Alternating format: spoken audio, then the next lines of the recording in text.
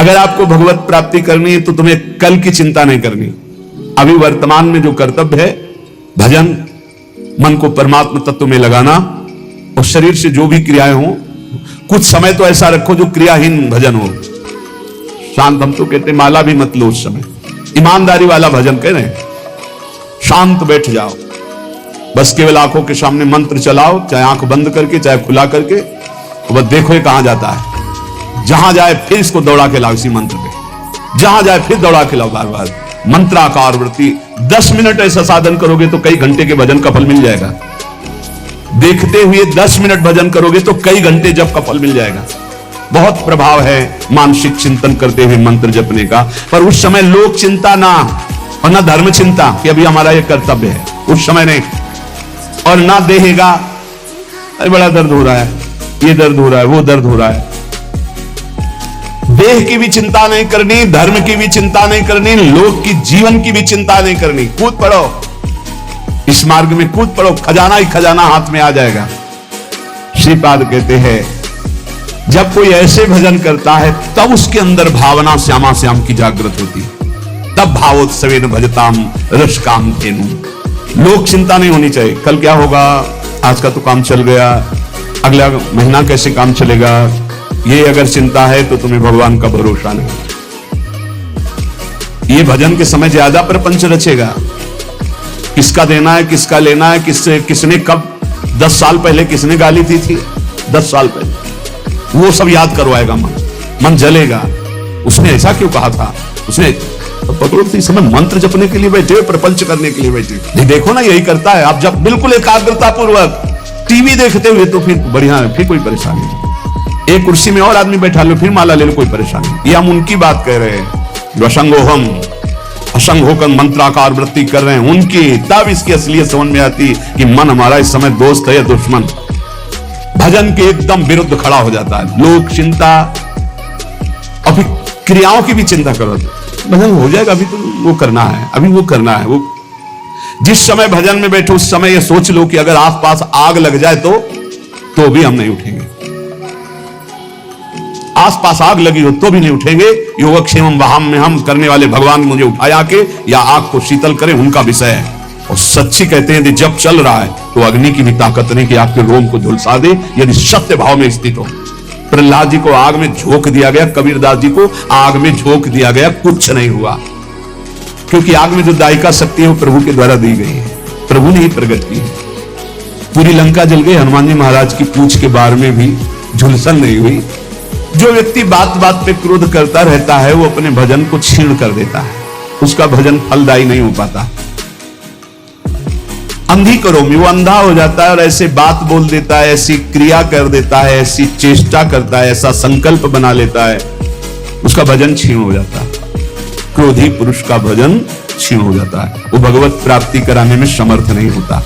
अंधी करो में भुवनम बधरी करो में, गुरुजन उसे बोले समझावे तो उसको गुस्सा आ जाएगा, वो बहरा हो जाता है, उनकी बात नहीं, वो अंधा हो जाता है, वो चेतन होते हुए जड़ हो जाता है।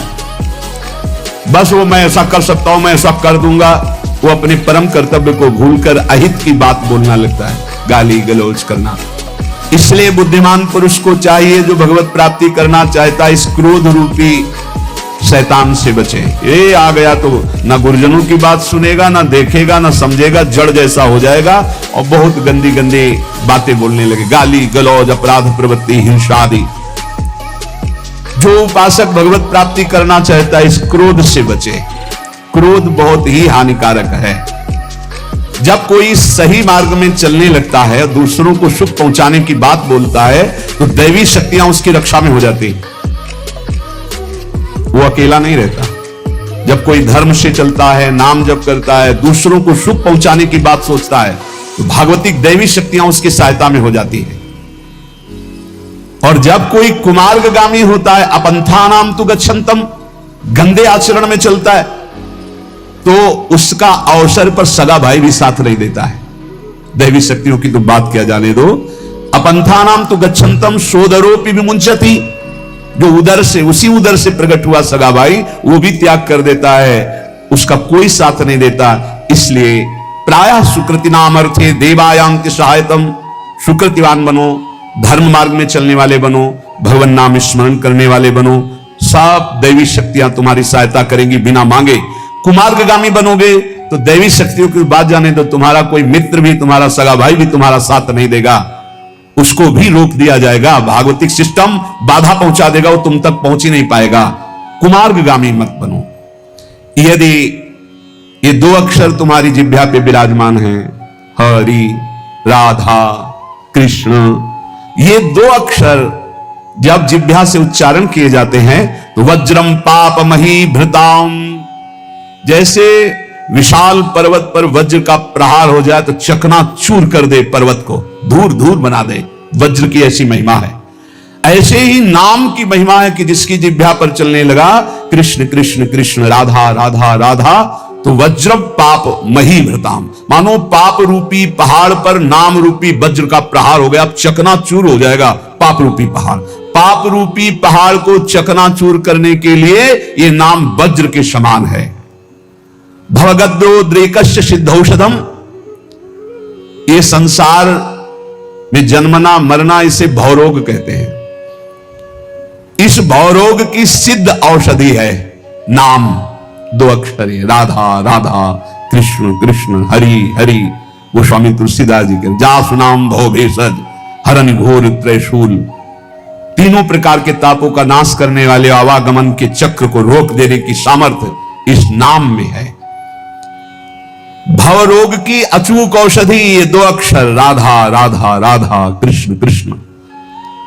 ये मिथ्या ज्ञान रूपी रात्रि के महान अंधकार को नष्ट करने के लिए ये नाम सूर्य है। जितना नाम जप करोगे उतना ही आपके हृदय में शुद्ध ज्ञान प्रकाशित होगा। नाम जप करोगे सिद्ध औषधि है, आवागमन चक्र से मुक्त हो जाओगे। नाम जप करोगे तो ये पहाड़ के पहाड़ पापों को भस्म कर देगा। महाराष्ट्र से कुछ विज्ञ परिकरजन आए थे, भक्तजन, तो उन्होंने कहा कि पंचकोशों का बाध किए बिना कोई मुक्त नहीं हो सकता। अन्नमय कोश, मनोमय कोश, विज्ञानमय कोश, आनंदमय कोश, इस तरह के जो कोश हैं, इनका बाध किए बिना कोई जीवन मुक्त नहीं हो। और आपके प्रवचन में प्रायः सुनते हैं कि नाम जप करने से जीवन मुक्त हो जाएगा, भगवत प्राप्त हो जाएगा। तो इन कोशों का बाध तो ज्ञान से होता है। तो उनको बताया कि आप जप करके देखो, प्रश्न करने से उत्तर प्राप्त कर लेने मात्र से संतुष्टता नहीं होगी। आप जप करो, जप करोगे कुंडलिनी जागृत हो जाएगी, जप करोगे निरंतर प्राण संयमित हो जाएंगे, षट चक्र का भेदन हो जाएगा, पंचकोशों का बाध करने वाला ब्रह्म तत्व का ज्ञान प्राप्त हो जाएगा। कौन सा ज्ञान ऐसा है जो भक्त को ना हो जाए? नाम से जो चाहोगे प्राप्त हो जाएगा। मिथ्या, झूठा, ये मायाकृत जो अज्ञान रूपी अंधकार है, इसका नाश करने के लिए नाम भास्कर के समान है, दिव्य ज्ञान प्रकाशित कर देगा। जो राम राम भी नहीं जप पाते थे, मरा मरा कहते थे, इतना नाम का प्रकाश हुआ कि राम जी के प्रकट होने के पहले ही दिव्य उनके पावन चरित्र का गान कर दिया। विश्वास करो, नाम का प्रभाव। जो सादर राम राम नहीं कह पाते थे, उन्होंने संस्कृत में भगवान के पूर्ण चरित्र का गान कर दिया। ये नाम का प्रभाव। कोई ये ना समझे कि नाम से कैसे, जो योग से प्राप्त होता है, जो ब्रह्म ज्ञान से प्राप्त होता है, वो सब नाम जपने से सब प्राप्त। और नाम जप नहीं है तो शुद्ध ब्रह्म बोध हो ही नहीं सकता। जो नाम प्रिय हो, राम कृष्ण हरि, राधा राधा राधा राधा। पाप रूपी पहाड़ को नष्ट करने के लिए वज्र, जन्म मरण रूपी रोग को मिटाने के लिए अचूक औषधि, अज्ञान अंधकार रूपी रात्रि का नाश करने के लिए भुवन भास्कर। कौन? बोले नाम।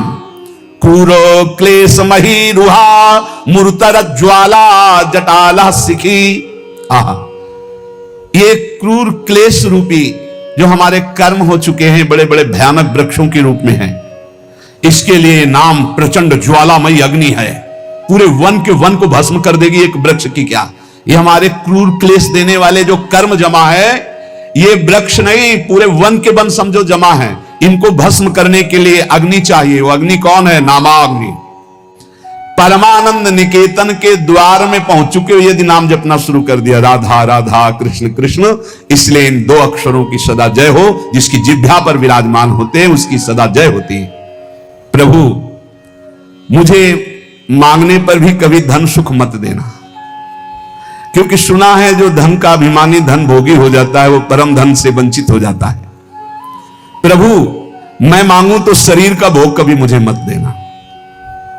प्रभु अगर मैं कभी राजा बनना चाहूं तुम कभी मेरी बात मत मानना।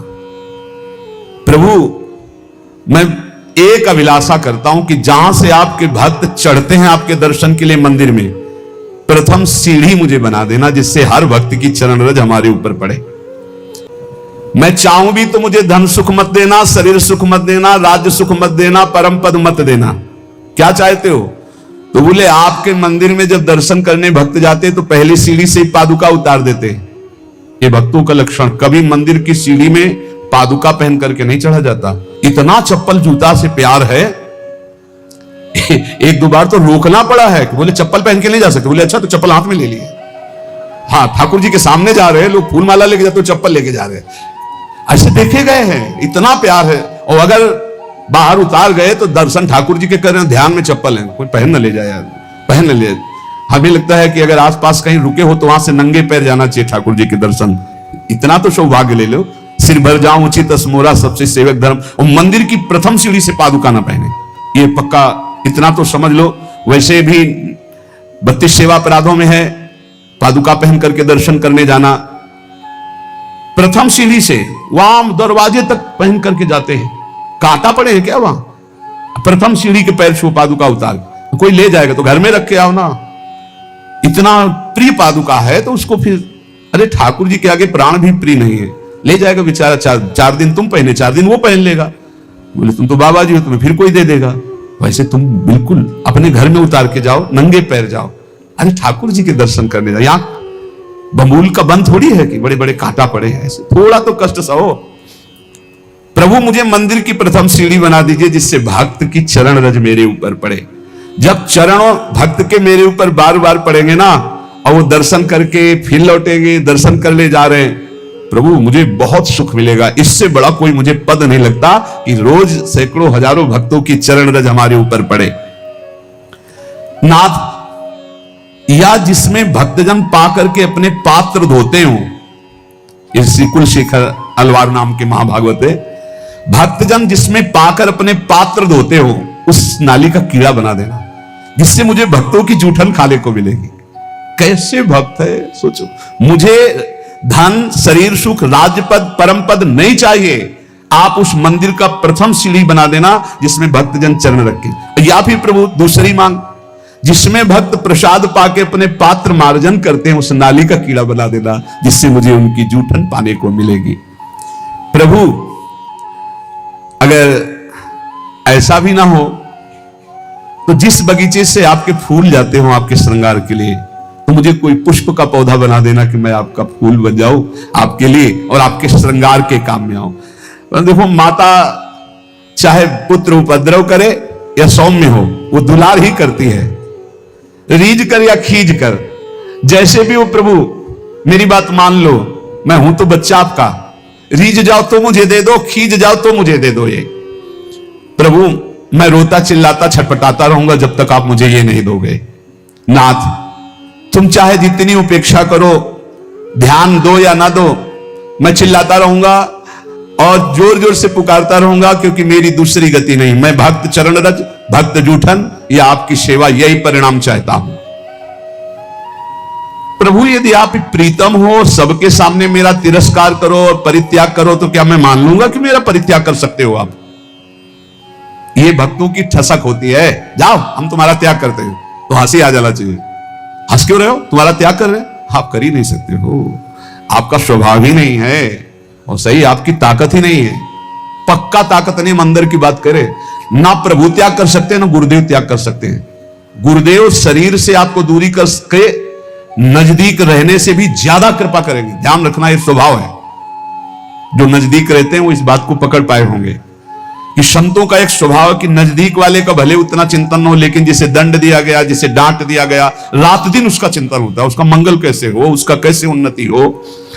तो यहां कह रहे हैं भक्तराज जी कि यदि आप सबके सामने मेरा तिरस्कार करवा दो और कह दो मैंने परित्याग कर दिया, तो भी मैं नहीं मान सकता कि आप परित्याग कर सकते हैं। मैं आपके चरणों को कभी नहीं छोड़ सकता। जाने की बात कहने पर भी मैं जाने की बात सोच नहीं सकता। ये बात होनी चाहिए। चल निकल जाओ यहां से। कहां? जहां तुम्हारा मन हो। तुम्हारा मन तो यही है, हम नहीं जाएंगे। नहीं भागो, यहां तुम्हारे लिए कोई ठोर नहीं। तो हमारे लिए कोई ठोर है ही नहीं तो क्या करें? न बाहर ठोर है न यहां ठोर है, तो ठोर तो हमारी यही है। तुम चाहे मेरी ओर आंख उठाकर ना देखो करिएगा, जैसे आने वाली सारी वीडियो आपको टाइम टू टाइम मिलती रहे, और कमेंट में राधे राधे अवश्य लिखिएगा।